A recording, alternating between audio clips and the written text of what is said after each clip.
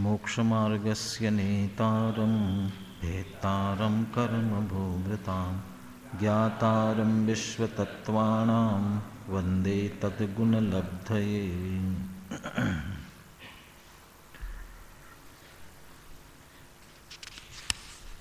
परीक्षा की दृष्टि से आगे छठवां अध्याय गौन करके सातवां अध्याय प्रारंभ कर रहे हैं। सातवें अध्याय में प्रश्न आपका बनता है कि जो व्रतों के संदर्भ में श्रावक के 12 व्रत, इसके संदर्भ में आपके प्रश्न बन सकते हैं। इस संदर्भ में सातवें अध्याय की चर्चा करते हैं। आश्रव पदार्थों व्याख्यातः। अब अपने को भी ये समझ लेना चाहिए कि आश्रव पदार्थ की व्याख्या हो गई, कहाँ हो गई? छठवें अध्याय में हो गई। तत्प्रारंभ काले एव उक्तम शुभ पुण्यस्य इति तत् सामान्येन उक्तम। उस आश्रव पदार्थ की चर्चा के प्रारंभ में ही शुभ पुण्य से अशुभ पापस्य ऐसा कहा था, तो उसमें जो पुण्य का आश्रव शुभ या शुभ जो है पुण्य के आश्रव के लिए कारण होता है, ऐसा सामान्य कथन किया था। तद विशेष प्रतिपत्त्यर्थम कह पुनः शुभ इति उक्ते इदम उच्यते। वह शुभ क्या है जिससे पुण्य का आश्रव होता है, उसका विशेष प्रतिपादन करने के लिए ये एक तरह से करीब करीब पूरा अध्याय उसी संदर्भ में है। हिंसा नृतस्तेया ब्रह्म परिग्रहेभ्यो विरतिर्व्रतम।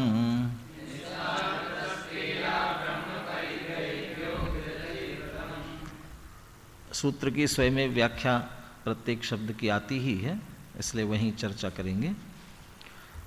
प्रमत्त योगात् प्राण व्यपरोपनम हिंसा इत्येवम आदि भी सूत्रैः हिंसादयो निर्देक्षन्ते। हिंसादि जो पांचों पापों का उल्लेख किया है, इनके सबके लक्षण स्वयं ही स्वतंत्र सूत्र के रूप में आगे कहने ही वाले, आगे कहेंगे। इसलिए अभी तो इतना समझ लो कि इनसे निवृत्त होना व्रत कहलाता है, तो अभी हिंसादि की चर्चा यहाँ नहीं की। तेभ्यो विरमणम विरति ही व्रतम इति उच्यते। उनसे विरमन, विरक्त होना, विरत होना, विरति जो है वह व्रत कहलाती है। व्रतम अभिसंधिकृतो नियमः इदम कर्तव्यम इदम न कर्तव्यम इति वा। व्रत किसे कहते हैं?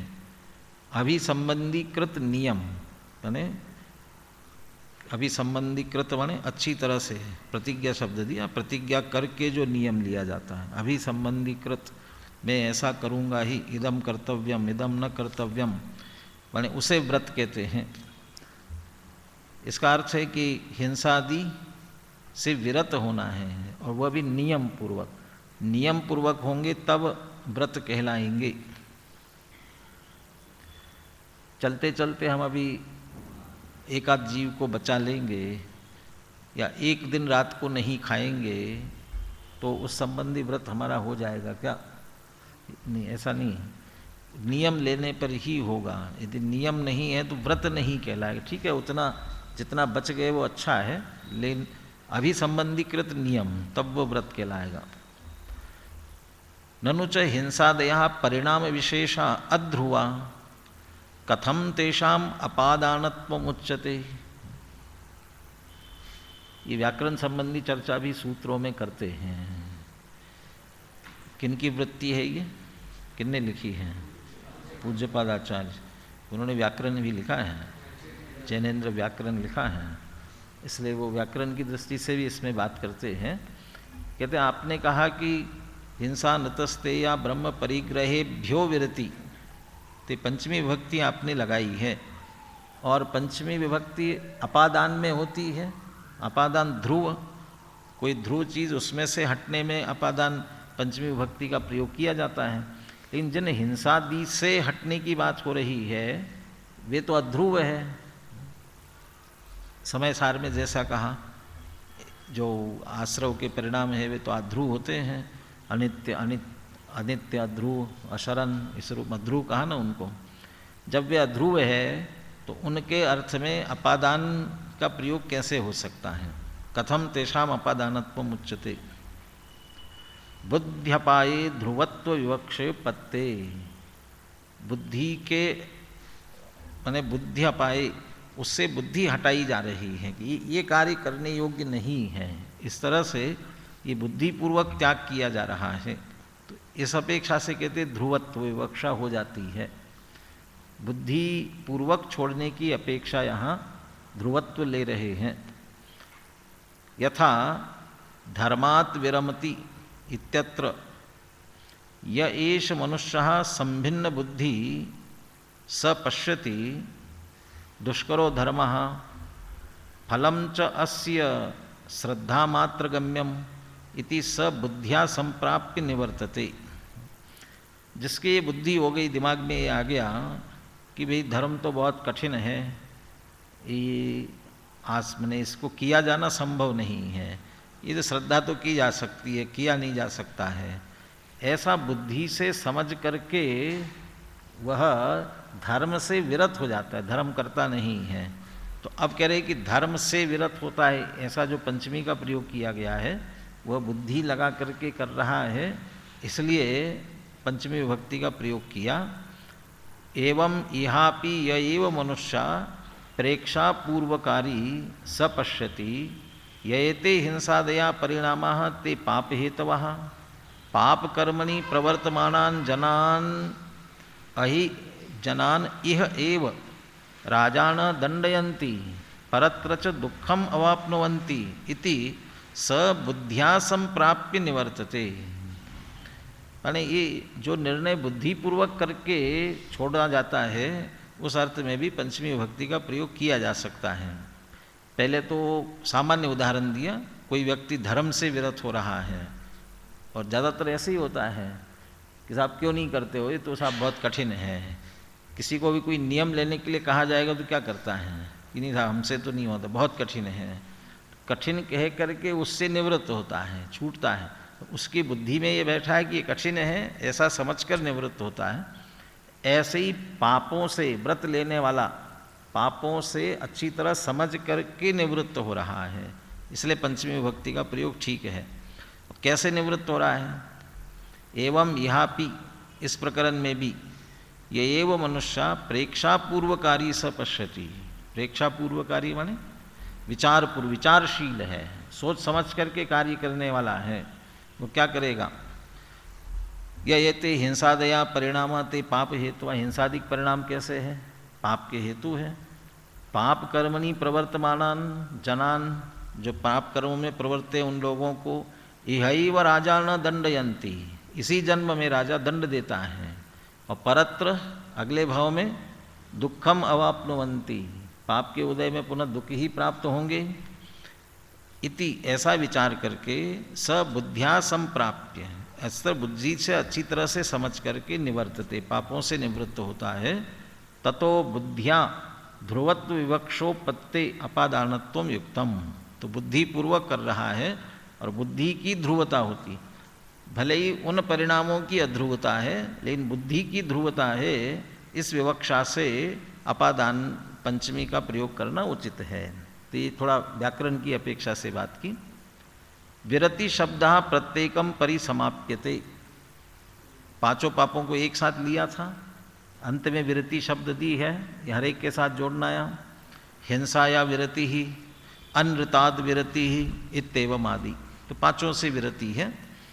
और उस दृष्टि से यदि नाम लगाया जाएगा तो हिंसाया विरति ही अहिंसा व्रतम, ऐसा लगाना पड़ेगा। अनृताद विरति ही सत्य व्रतम भी कह सकते हैं अपन। अनृत के विरुद्ध उसी से शब्द बनाएंगे तो क्या बनेगा? अनृत तो पाप हो गया, झूठ हो गया ना। हाँ, रित, देख लें तो सत्य तो सरल शब्द, सत्यव्रत तो है ही। रित, रित, रित माने सत्य, और अनृत अन इसलिए लगा कि री को भी स्वर है वो, इसलिए।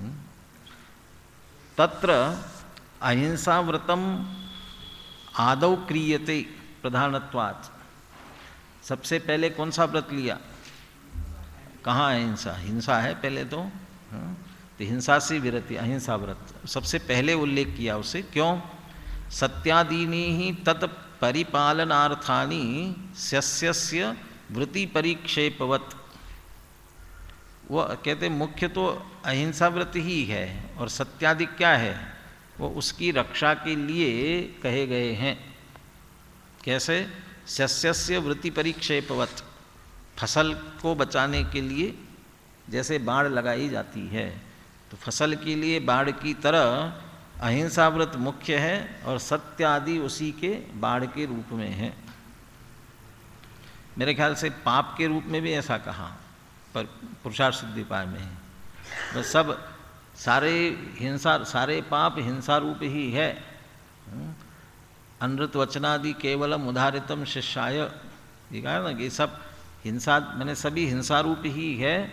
सिर्फ झूठ, चोरी, कुशील इत्यादि रूप जो कहे गए वो शिष्य को समझाने के लिए कि हिंसा कैसे होती है, ये बताने के लिए। ऐसे यहाँ कह रहे मुख्य रूप से अहिंसा है, और सत्यादि जो है उसी के परिपालन के लिए है। सर्व सावध्य निवृत्ति लक्षण सामायिक अपेक्षा एकम व्रतम तदेव छेदोपस्थापना अपेक्षाया पंचविधम यह उच्यते।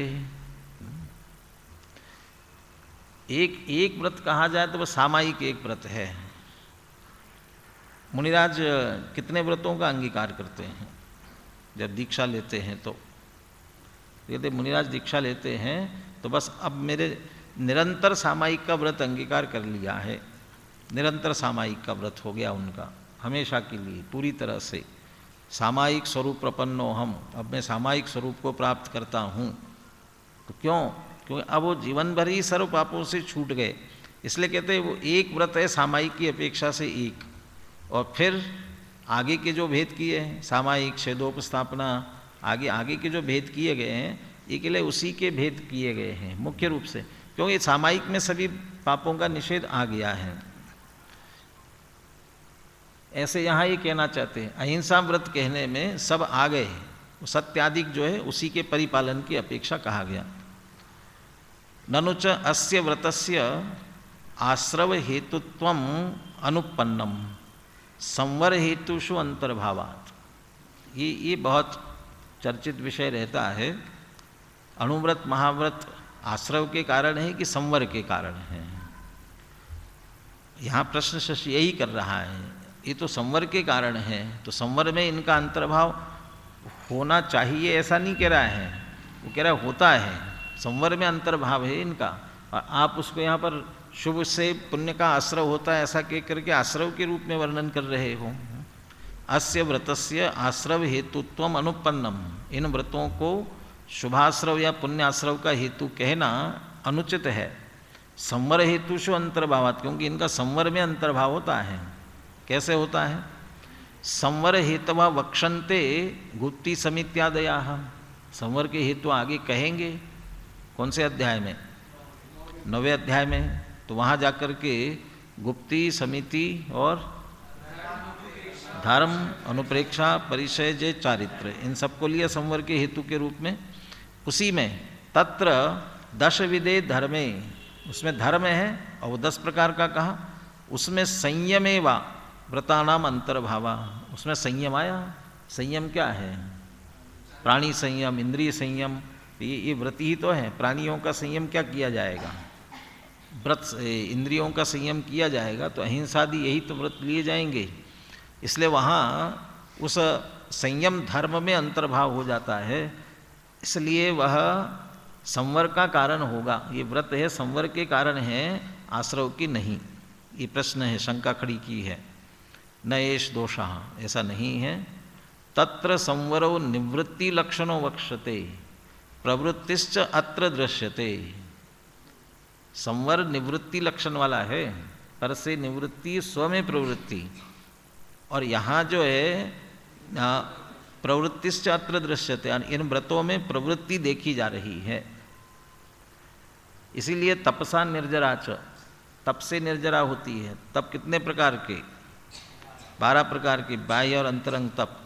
उसमें अंतरंग तपों के संदर्भ में टोडरमल जी ने लिखा, वो अंतरंग तपों की भी जो बाह्य क्रियाएं हैं उनको भी बाह्य तप की तरह समझना। वास्तव में तो वहाँ संवर में भी वे जितने भी हेतु कहे गए हैं उनके आधार से पर से निवृत्त होकर के स्व में स्थित होना ही मुख्य प्रयोजन है और वही संवर का कारण बनेगा। इसलिए वहाँ निवृत्ति की मुख्यता है, लेकिन यहाँ प्रवृत्ति की मुख्यता होने से इसे आश्रव के अंतर्गत ही लेना चाहिए। हिंसा कैसे प्रवृत्ति इसमें मुख्य है? हिंसा अनृत अदत्ता दानादि परित्यागे अहिंसा सत्य वचन दत्ता दानादि क्रिया प्रतीते गुप्त्यादि संवर परिकर्मत्वाच्च। ये कह रहे कि हिंसा आदि का त्याग होने पर अहिंसा आदि रूप से प्रवृत्ति करते हैं और ऐसी प्रवृत्ति करते हुए गुप्त्यादि संवर का कार्य हो सकता है, माने संवर के लिए हेतु बन सकते हैं। अहिंसा आदि रूप प्रवृत्त होते होते संवर की तरफ आगे बढ़ते हैं तो वो उसके लिए आगे हेतु बनेंगे। अभी वर्तमान में प्रवृत्ति रूप है वे सभी। व्रतेषु ही कृत परिकर्मा साधु सुखेन संवरम करोति इति तथा पृथकत्वेन उपदेशः क्रियते। व्रतों में जिसने जो साधु व्रत कर रहा है, व्रतेषु ही कृत परिकर्मा, व्रतों का बहुत अच्छी तरह से जो पालन कर रहा है वह साधु आगे सुखपूर्वक संवर कर सकता है। शुभ भावपूर्वक शुद्धोपयोग में पहुंचता है या शुभ भाव शुद्धोपयोग के लिए सहयोगी है, उस रूप में संवर के हेतु या रूप में वहाँ भले ही कह दिया गया होगा, लेकिन है मुख्य रूप से यहाँ पर प्रवृत्ति वाला। और प्रवृत्ति होने के कारण से शुभ प्रवृत्ति है तो शुभाश्रव के लिए कारण बनेंगे। ये चर्चा हो गई। अभी नया प्रश्न आगे खड़ा कर रहे हैं। ननु च षष्ठम अनुव्रतम अस्ति रात्रि भोजन विरमणम तद इह उपसंख्यातव्यम। एक छठवा भी व्रत होता है, छठवा अनुव्रत। ये 5 अनुव्रत के ना, ऐसे एक छठा भी अनुव्रत होता है रात्रि भोजन विरमन नाम का। तो कहीं कहीं हो सकता है कि 6 कहे गए हों या छठवा कहा गया हो। तद इह उपसंख्यातव्यम, उसे भी यहाँ छठवा जोड़ना चाहिए था, यहाँ तो 5 ही कह दिए। कहले न भावनासु अंतर्भावात, उसे भी हम ले रहे हैं लेकिन उसे आगे भावनाओं में अंतर्भूत कर लिया है, इसलिए अलग से कहने की जरूरत नहीं है। अहिंसा व्रत भावना ही वक्षन्ते, आगे अहिंसा के व्रतों की भावना कहेंगे। क्या आ गया उसमें? आलोकित पान भोजनानी, तो आलोकित पान आया, उसमें वह प्रकाश भी भोजन करना, इसलिए रात्रि भोजन का त्याग वहाँ आ जाएगा। आगे कह दिया ना, तत्र आलोकित पान भोजन भावना कार्या, आलोकित पान भोजन की भावना करनी चाहिए, तो वही रात्रि भोजन का त्याग हो गया उसमें, इसलिए उसे अलग से उल्लेख नहीं किया। इस तरह 5 व्रतों की मुख्यता से चर्चा की गई। तस्य पंचतयस्य व्रतस्य भेद प्रतिपत्त्यर्थम आह, ये जो 5 प्रकार के व्रत कहे गए हैं उनके भेद बताते हैं। तो 5 तो बता ही दिए ना, अब क्या भेद बता रहे हो? 5 प्रकार का व्रत है ना, तो उनके क्या भेद बताते हो? तो कह रहे वो 5 ही व्रत, कुछ और भेद है उसके, वह भेद बताने के लिए सूत्र कहते हैं। देश सर्वतोण महति, देशः एक देशः, इसमें देश शब्द का प्रयोग किया, एक देश के अर्थ में है किंचित। और सर्व शब्द का प्रयोग है सर्वः सकलः, पूर्णतया। देशश्च सर्वश्च, देश सर्वौ, कौन सा समास कर दिया? द्वंद्व समास कर दिया। देश और सर्व मिलाकर के देश सर्व हो गया। ताभ्याम, उनके द्वारा, तो देश सर्वतः, तो ताभ्याम तो द्विवचन हो गया, लेकिन तसील प्रत्यय लगाया तो वो उसी अर्थ में ले लेना उसे। विरति ही इति अनुवर्तते, विरति को लेना, कहाँ से लेना? पिछले सूत्र से। पूरा अर्थ क्या होगा? देशतः विरति और सर्वतः विरति, इस रूप में अर्थ निकलेगा। अभी तो अणुमहति की भी व्याख्या करते हैं। अणुच महच्च अणुमहति, अणु और महत, अणु छोटा, महत महान, और ये दोनों मिला करके इसका सामासिक शब्द बनेगा अणुमहति। तो अणुमहत होना चाहिए ना, महति कैसे हो गया? वह द्विवचन है, और द्विवचन भी किसका लगाना? व्रताभि संबंधात नपुंसक लिंग निर्देश, वो महत शब्द नपुंसक लिंगी बना करके उसका द्विवचन किया गया है, इसलिए वो महति बन गया। व्याकरण संबंधी चर्चा हो गई। अब यथासंख्यम अभिसंबध्यते, अब ये क्रम से लगाना। कैसे? देशतः विरति अणुव्रतम सर्वतो विरतिर् महाव्रतम इति द्वेधा भिद्यते प्रत्येकम व्रतम। इस तरह प्रत्येक व्रत दो प्रकार का होता है। प्रत्येक व्रत दो प्रकार का होता है माने कौन सा प्रत्येक व्रत? माने अहिंसा आदि जितने भी है वे दो दो प्रकार के हो जाएंगे। अहिंसा अणुव्रत, अहिंसा महाव्रत, ऐसे दो दो प्रकार के होंगे। इसमें दो शब्दों की अनुवृत्ति लिए पीछे से, विरति भी और व्रतम भी है। देशतः विरति अणु के साथ व्रतम लगाना है, सर्वतः विरति महत के साथ लगाएंगे तो महत का संक्षेप होकर के महाव्रतम हो जाएगा वह। एतानि व्रतानि भावितानि वरौषधवत् यत्नवते दुख निवृत्ति निमित्तानि भवन्ति। एतानि व्रतानि भावितानि, यदि इन व्रतों भावनापूर्वक यदि व्रत किए जाएं तो अधिक उपयोगी माने प्रभावशाली होते हैं। कैसे?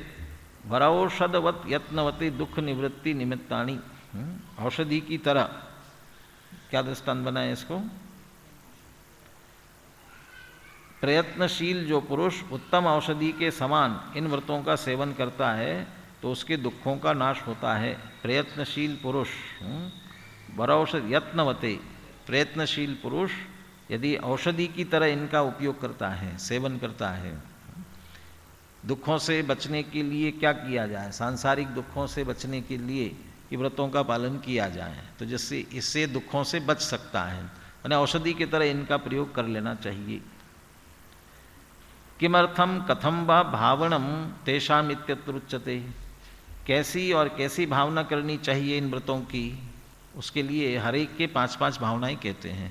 अब इसमें शब्दों का जो उल्लेख किया है उनकी व्याख्या बिल्कुल भी नहीं की, सिर्फ बहुत संक्षेप में उसको फिर से दोहरा दिया गया। कौन कौन से 5 है वे सब बताई दिए गए हैं। तत्स्थैर्यार्थम भावना पंच पंच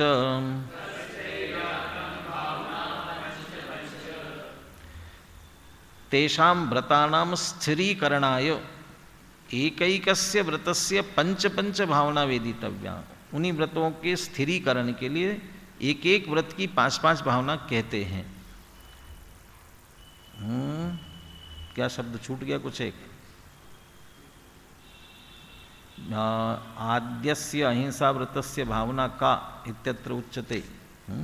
यह शब्द छूट गया शायद। यद्देवम, यह शब्द यद्देवम आद्यस्य अहिंसा व्रतस्य भावना का इत्यत्र उच्यते। यदि ऐसा है तो सबसे पहली जो अहिंसा व्रत कहा गया सबसे पहले, उसकी भावनाएं कौन सी है वो कहते हैं। छपने में यह शब्द स्पष्ट दिख नहीं रहा है। यद्देवम आद्यस्य अहिंसा व्रतस्य भावना का, अहिंसा व्रत की भावना कौन कौन सी?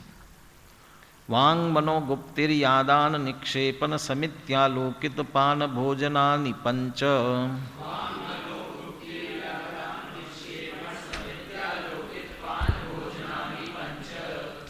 पांचों का उल्लेख कर देते हैं आगे। वाग गुप्ति, मनोगुप्ति, ईर्या समिति, आदान निक्षेपन समिति, आलोकित पान भोजन, भोजनम, 2 समिति होगी ना। आदान निक्षेपन समिति 2 तो समिति, ईर्या और आदान निक्षेपन समिति 2 तो समिति हो गई। फिर आलोकित पान भोजनानी, क्या भोजनम म है, भोजनम है, एक वचन आएगा। भोजनम इति एताः पंच अहिंसा व्रतस्य भावना। अब इनकी व्याख्या बिल्कुल भी नहीं की। या तो आचार्य समझ रहे सरल है, या इनकी चर्चा सर्वत्र होती है। वाग्गुप्ति, मनोगुप्ति, वचन से नहीं बोलना, मन से ज़्यादा विचार नहीं करना, ईर्या समिति, ये सभी, और आदान निक्षेपण समिति, क्योंकि चलने फिरने में, उठाने धरने में ज़्यादा हिंसा होती है, तो इनका सावधानी पूर्वक पालन करना। और आलोकित पान भोजन, ये 5 अहिंसा व्रत की भावनाएं हैं। इनका यदि अच्छी तरह से पालन किया जाए तो अहिंसा व्रत अच्छी तरह से पालन हो सकता है। अथ द्वितीयस्य व्रतस्य का इत्यत्र उच्यते, दूसरे व्रत की का माने का भावना, भावना शब्द छोड़ दिया। अब दूसरे व्रत की कौन सी है, तो क्या है कौन सी की भावनाएं, कौन सी भावनाएं, वो अगले सूत्र में कहते हैं। क्रोध लोभ भीरुत्व हास्य प्रत्याख्यानान्यनुवीचि भाषणम च पंच।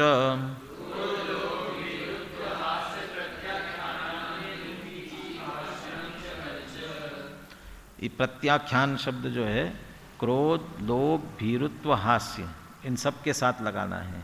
अब प्रत्याख्यान माने त्याग।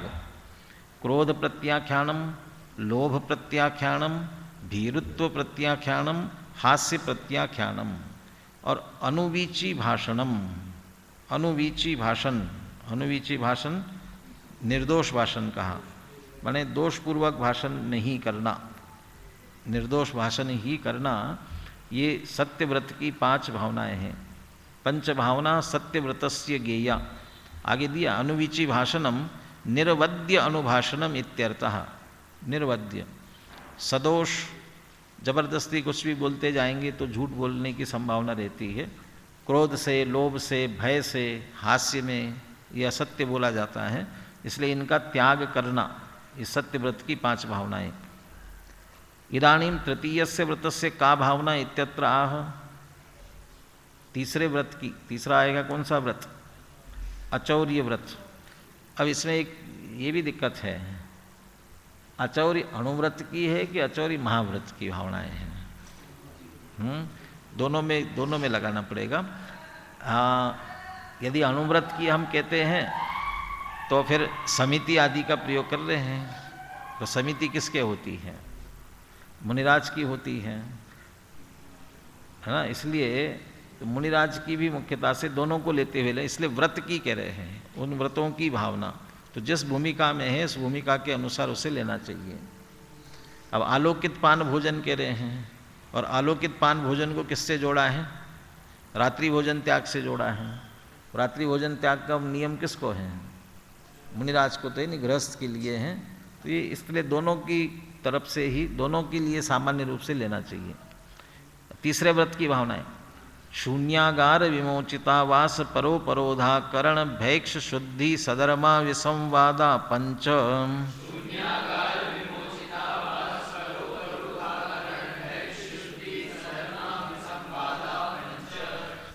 देखिए कौन से 5।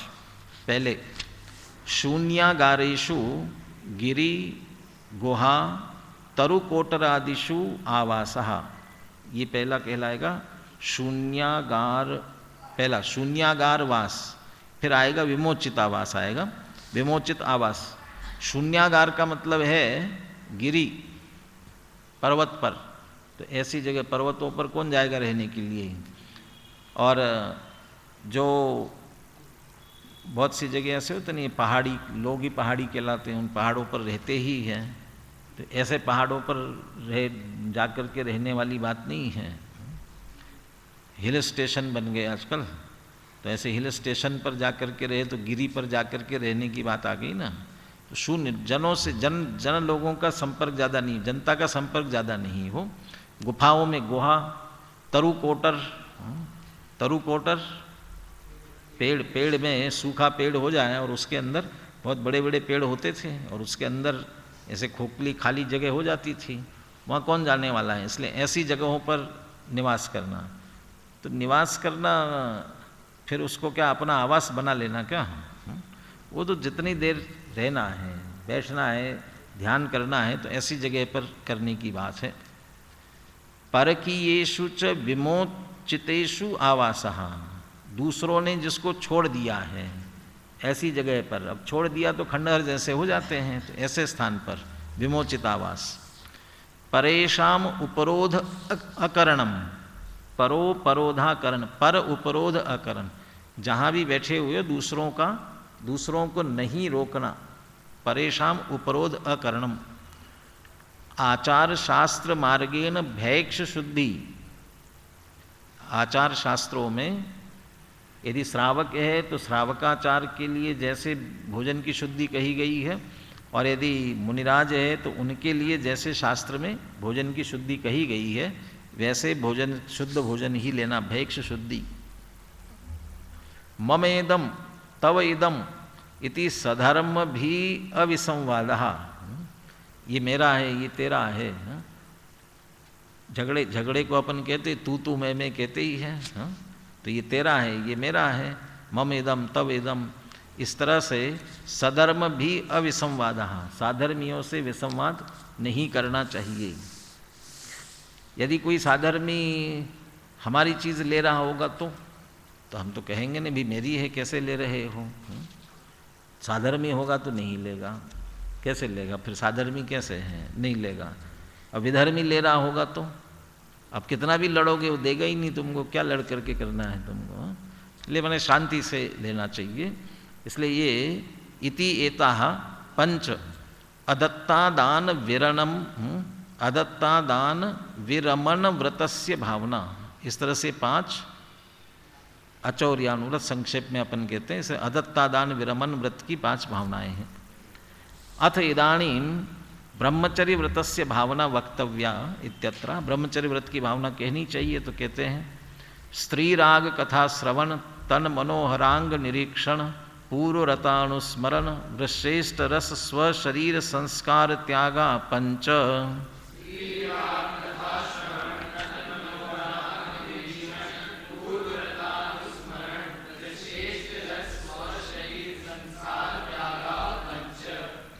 त्याग शब्द प्रत्येकम परिसमाप्यते। यहाँ त्याग शब्द सबसे अंत में लगा दिया, लेकिन वह हरेक के साथ लगाना है। किस किस के और कैसे? स्त्री राग कथा श्रवण त्याग, स्त्री संबंधी राग बढ़ावे ऐसी कथाओं के सुनने का त्याग करना। 4 विकथाएं कही गई, कौन कौन सी? तो उसमें सबसे पहले स्त्री कथा ही लिया ना, इसलिए स्त्री राग कथा श्रवण त्याग। दूसरा तन मनोहरांग निरीक्षण त्याग, उनके मनोरंगों के देखने का त्याग करना। पूर्व रतानुस्मरण त्याग, पूर्व में भोग भोगे हो उनका स्मरण याद करने का त्याग करना। वृश्रेष्ठ रस त्याग, गरिष्ठ भोजन लेने का त्याग करना। स्व शरीर संस्कार त्याग, और अपने शरीर के सजाने का त्याग करना। इति चतुर्थ व्रतस्य भावना पंचविज्ञेया, चौथे व्रत की भावना समझ लेना चाहिए। ये पहले ब्रह्मचर्य व्रत नाम ले लिया तो अंत में लिखते चतुर्थ व्रत की, और जहाँ पहले यदि कहती कि चौथे व्रत की भावना तो यहाँ लिख देते कि ब्रह्मचर्य व्रत से भावना, उल्लेख कर देते एक बार में। तो चौथा नंबर ऊपर लिखा, ये ब्रह्मचर्य व्रत लिखा है, इसलिए चौथे व्रत की ये भावनाएं हो गई, ब्रह्मचर्य व्रत की भावनाएं हैं। अथ पंचम म पूरा ही आएगा ना इसमें, तो पंचम व्रतस्य भावना का इत्यत्र उच्यते। 5वें व्रत की भावनाएं कौन सी? मनोज्ञा मनोज्ञेन्द्रिय विषय राग द्वेष वर्जनानि पंच,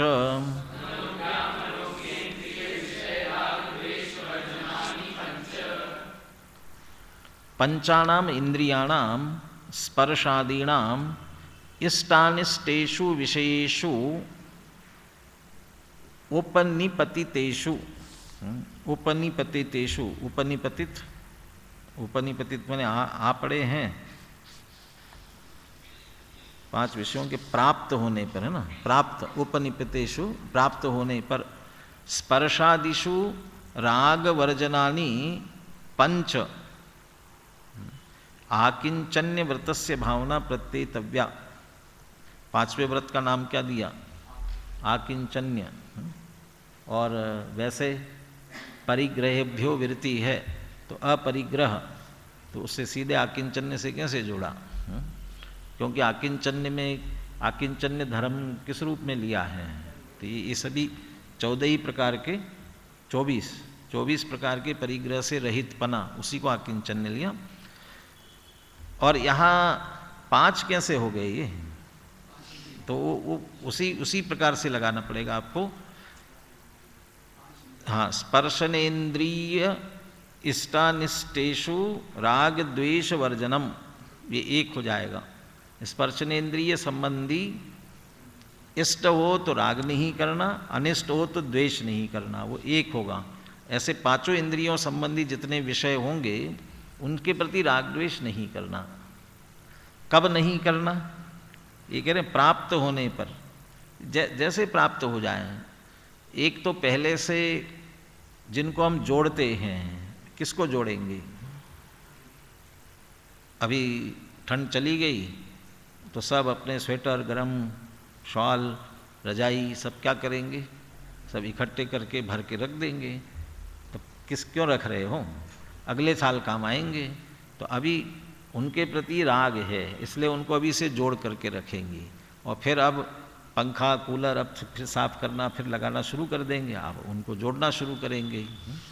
ये अच्छी उपयोगी चीज़ों को जब प्राप्त होंगे तब राग करना, वो तो है ही, लेकिन अभी रख रहे हैं तो भी राग कर रहे हैं ना, तो उसके प्रति राग, ये हमें उपयोगी होंगे मिलने पर ही नहीं, बल्कि वो उपयोगी आएंगे भविष्य में, इसलिए भी राग होगा। कोई अच्छी चीज़ आपकी टूट जाए, खराब हो जाए, रजाई बहुत अच्छी गर्म थी, कंबल बहुत अच्छा गर्म था, बहुत अच्छा काम कर रहा था, और फट गया, खराब हो गया, तो लगता है कि ये बहुत अच्छा था। ये आजकल तो ऐसे बढ़िया कंबल मिलते नहीं हैं, रजाई आजकल ऐसी कोई करता नहीं, अब वो खराब हो गया, चला गया, उसके बाद भी उसके प्रति राग चल रहा है। यानी वो भूतकाल के भी, भविष्य के भी, यानी 5 इंद्रियों के इष्ट अनिष्ट के प्रति राग द्वेष नहीं करना, राग द्वेष का परिणाम नहीं करना, ये अपरिग्रह या आकिंचन व्रत की भावना समझ लेना चाहिए। इस तरह 5 व्रतों की भावना की बात की। गृहस्थी में होता है, लेकिन कम करना है ना, बढ़ाएगा कब? और चाहिए, और चाहिए, ऐसा करते हुए। और जितने यदि आवश्यकता के अनुसार भी रखा हुआ है, राग द्वेष नहीं करो, ठीक है, आवश्यकता के लिए रखे हुए हैं, बहुत गृद्धता, बहुत आसक्ति नहीं करे, ठीक है, अभी जरूरत है तो उपयोग कर लिया, राग द्वेष का परिणाम अधिक न करे उसके प्रति। किंच अन्यत यथा अमीषाम व्रतानाम दृढ़िमार्थम भावना प्रतीयन्ते तद विपश्चिद्भिरिति भावनोपदेशः तथा तदर्थम तद विरोधीषु अपि इति आह। किंच अन्यत यथा अमीषाम व्रतानाम, ये दृढ़िमार्थम, दृढ़िमार्थम क्या शब्द है? हाँ, दृढ़ करने के लिए शब्द बनेगा, दृढ़िमा कौन सा बनेगा? बस सीधा सीधा ये कह रहे हैं, जैसे इन व्रतों की दृढ़ता के लिए भावनाएं कही गई है, ऐसे ही तद विपश्चित भी रति भावनोपदेशः, इसके जो विपरीत है उसके प्रति भी भावनाओं का उपदेश होना चाहिए। तथा तदर्थम तद विरोधीषु अपि इति आह, ये व्रतों के लिए है तो उसके विरोधी के लिए भी इस तरह की भावनाएं भानी चाहिए। तो व्रतों के विरोधी कौन है?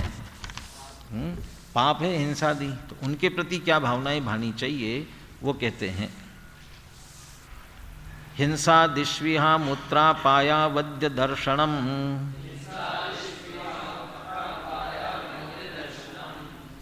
तो हिंसादि आदि में क्या आएगा?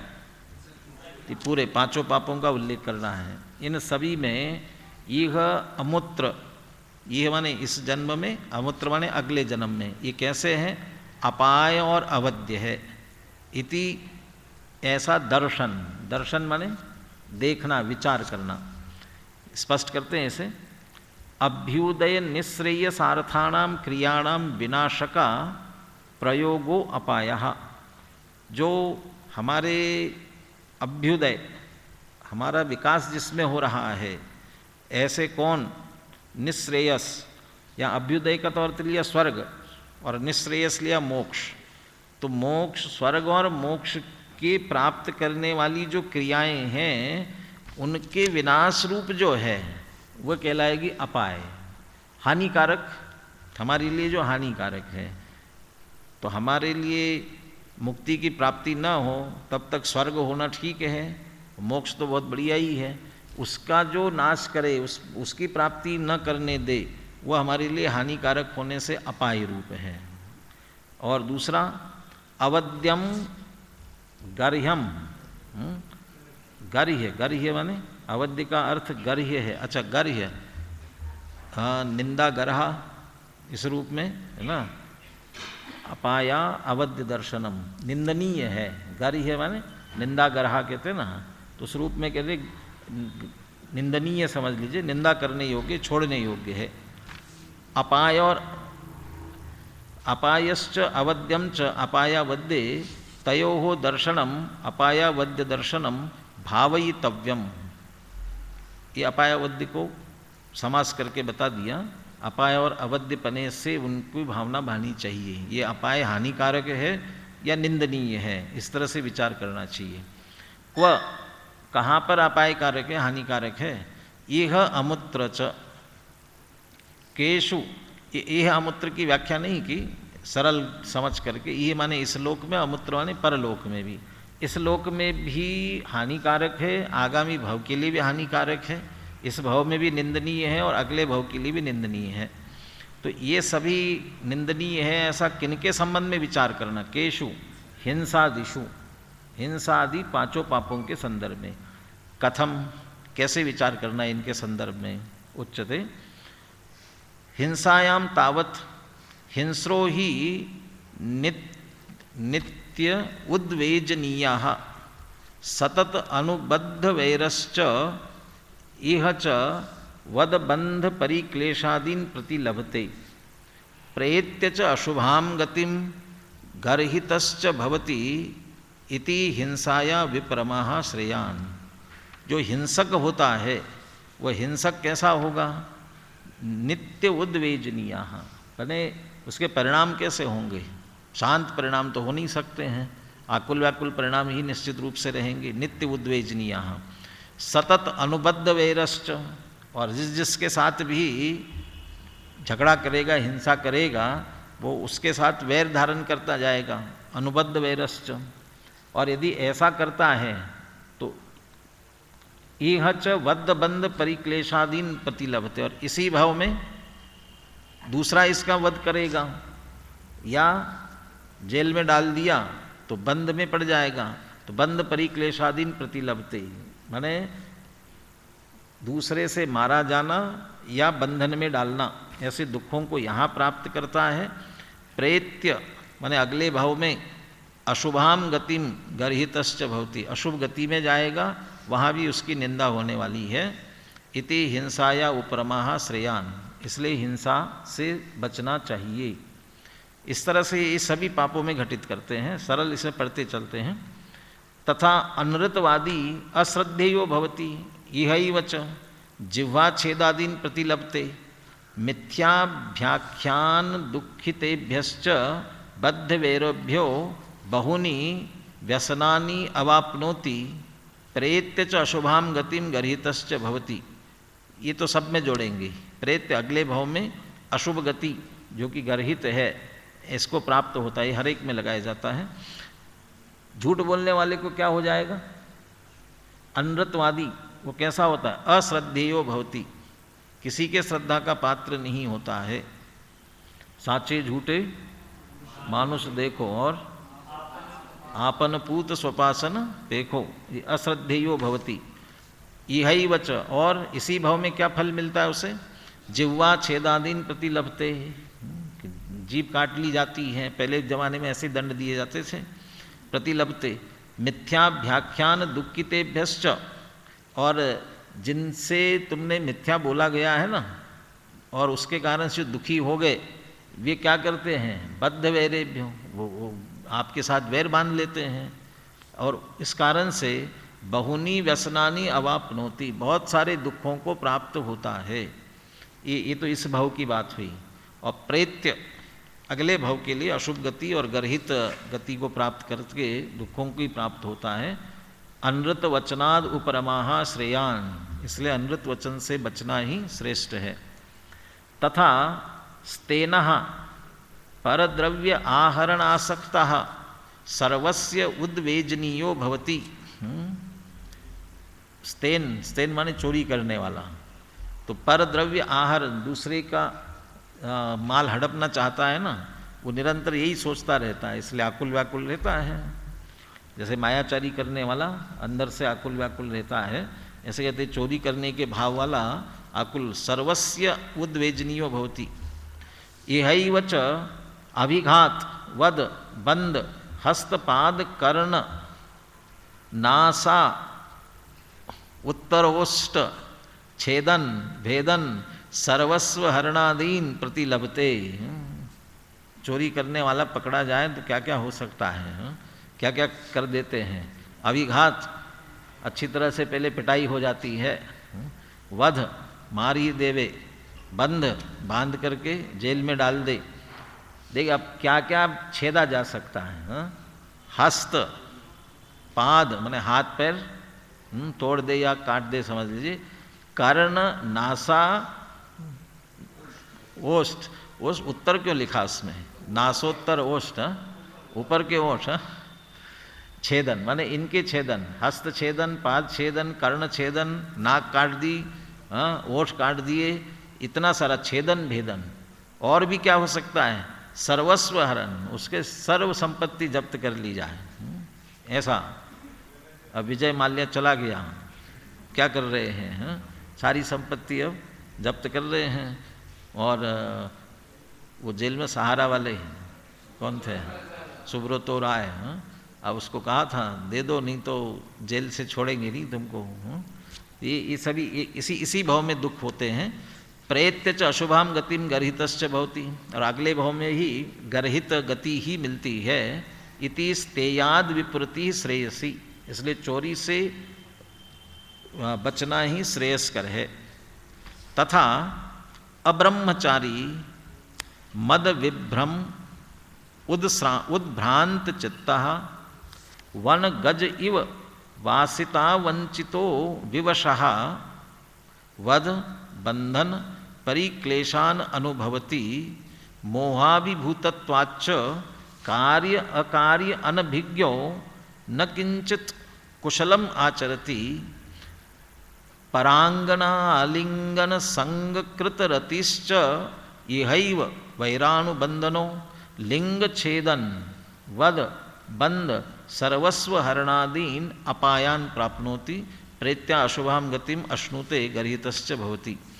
क्या क्या होता है, अब्रह्मचारी कुशील सेवन करने वालों के साथ ऐसे भाव करने वाला मद विभ्रम, और उसके कारण से भ्रांत चित्ता, निरंतर मन में भ्रांत चित्त ही रहता है। क्या दृष्टांत दिया, वन गज इव वासिता वंचिता, ये जो जंगली हाथी होते हैं इनको पकड़ने के लिए क्या करते हैं, प्रवचन सार में दृष्टांत दिया ना, तो वो हथीनी को ट्रेंड करके भेजते हैं और उसे वह वश करके लाती है, उसको अपने जाल में फंसाती है ना। तो ये तो उसके प्रति क्यों जा रहा है, वासिता वंचित, वो वासना से उससे ठगा गया, वासना के कारण से उससे ठगा गया और विवश हो गया। अब विवश हो करके फिर बंधन में पड़ गया और फिर उसको मारा जाता है, पीटा जाता है। तो इसलिए वध बंधन परिक्लेशान अनुभवती, वध बंधन आदि इतने दुखों को प्राप्त करता है। मोहाभिभूतत्वाच्च, ये तो दृष्टांत दिया बीच में, ऐसा ही यहाँ भी जो कुशील सेवन करेगा उसे वध बंधन आदि दुख उठाने ही पड़ेंगे। और मोह से इतना अभिभूत हो जाता है, कार्य अकार्य अनभिज्ञ, क्या कर रहा हूँ क्या नहीं कर रहा हूँ इसका विचार उसे नहीं रहता।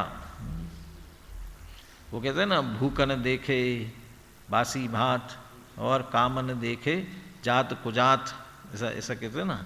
तो कार्य अकार्य उसको नहीं ख्याल में आता है।